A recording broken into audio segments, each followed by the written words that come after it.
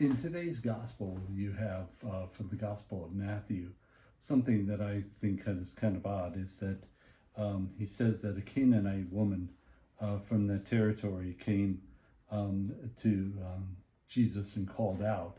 The one thing about the Canaanites was that the Canaanites were those who dwelt in the land of Israel. Those were the original inhabitants of the land, along with the Amorites, the Perizzites, the Canaanites, the Hittites, the Girgasites, the Hivites, and the Jebusites. So those were the ones who dwelt in the land. But by that time of history in the first century, there really were no such thing as Canaanites. Either they had lost in battle and they were killed in battle, or they got assimilated into Israel, or they got assimilated into Tyre and Sidon and up into Syria. So Mark correctly calls her a Syrophoenician woman, which is what she would have been, not a Canaanite. And so that's the one thing. The other thing is that when she comes, she says, Lord, Son of David. That's not terminology that you would expect from somebody who was not a Jew, somebody who is a pagan. That was not be some language that you would expect.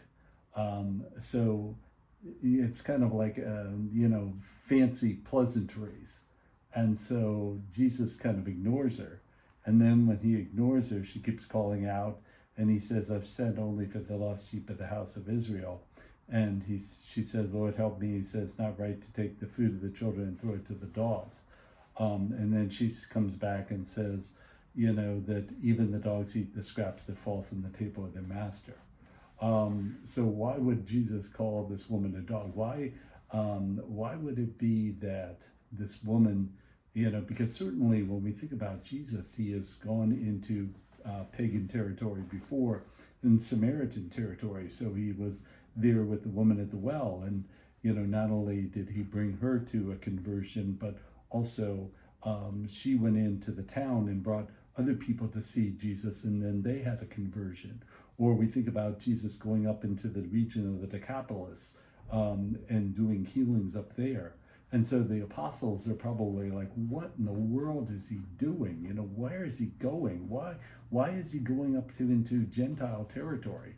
But yet he did the healings there. So why would he call the woman a dog? I think the only thing that it makes any sense to me is that, again, he wants to take her out of those idea of pleasantries, those idea of nice titles, and really get to the area of her faith.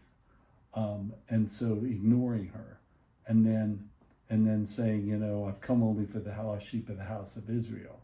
Then she continues to press forward, and in continuing to press forward, she really begins to elicit her faith. And it's not only for her and for her own sake, but it's really for the sake of the apostles, because really when we think about the apostles, is that certainly they will go to the lost sheep of the house of Israel. But there will come a time where Gentiles will be coming in into the church. And so what Jesus wants to do is to give them a remembrance that here were people who had great faith, who really had that faith able to receive salvation, like the Syrophoenician woman in today's gospel. And so that's one thing. The other thing is, how do we press forward? When is it time to stop? When is it time to continue to press forward? I think a couple of things. One is that I think that we need to not only just think about what we want or what we need, but instead of really focusing on the want or the need, to focus on God. I always say that with sin, it's not that you focus on the sin, I have this sin, therefore I'm going to focus on the sin. Well, you focus on sin, you're focusing on the wrong thing. You focus on God. I think the one thing that we want to think about is that not just focusing on, what we want or what we need or how we want God to act, but instead focusing on God himself And so focusing on that, and that's one thing that Brandon, the men's group, has talked about, which is very important, is to talk about that idea that we need to focus our attention on God. The other thing is that to have people in our life that are good, holy people that we can, pray together. That if there's something that we think that God has put on our heart, if it's not just something that we want, oh, I want a huge house with marble this and stainless steel that and all this kind of stuff. If it's something that we really feel like the Lord has put on our hearts, then come and have other people come and pray over that and pray into that situation.